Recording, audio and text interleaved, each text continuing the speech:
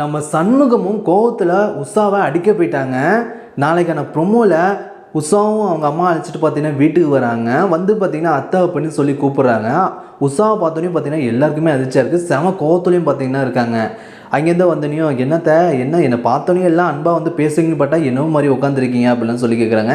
அதெல்லாம் ஒன்றும் இல்லைம்மா, ஷாக்கிங்கில் தான் உட்காந்துருக்கோம் அப்படிலாம் சொல்லிட்டுறாங்க. சரி, எங்கே இந்த பொண்ணு இந்த வீட்டில் இருக்காளா இல்லை இந்த வீட்டை விட்டு போயிட்டாளா? அப்பா, அவள் இந்த வீட்டுக்கு வந்த பிறகு தான் இந்த வீட்டில் ஒரு சனியம் பிடிச்ச மாதிரி ஆயிட்டு. அவள் எப்போ இந்த வீட்டில் வந்தாலோ இந்த வீட்டில் ஏதாச்சும் ஒரு பிரச்சனை பண்ணிவிட்டு குழப்பம் பண்ணிகிட்டே இருந்தா. அவள் இந்த வீட்டை விட்டு போனால் மட்டும்தான் இந்த வீடு நல்லா இருக்கும், இந்த வீடு விளங்கும்.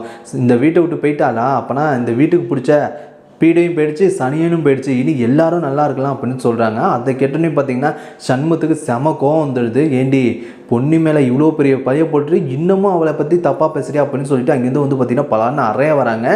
அதை பார்த்துட்டு எல்லாருக்குமே ஷாக்கிங்காக இருக்குது. உடனே பார்த்திங்கன்னா அவங்க அப்பாவும் பிரித்தியும் வந்து பார்த்திங்கன்னா தடுத்துடுறாங்க. டேய் வாடா அப்படின்னு சொல்லிட்டு.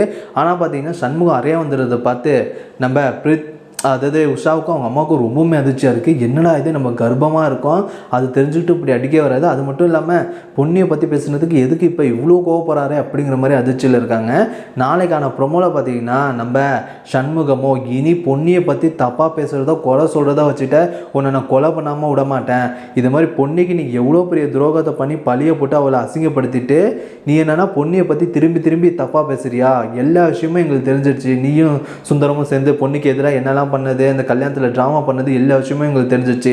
இனி பொண்ணியை பற்றி தப்பாக பேசினா உன்னை கொன்றும் அப்படிலாம் சொல்கிறாங்க. இல்லைங்க அப்படிலாம் இல்லைங்கலாம் சொல்கிறாத.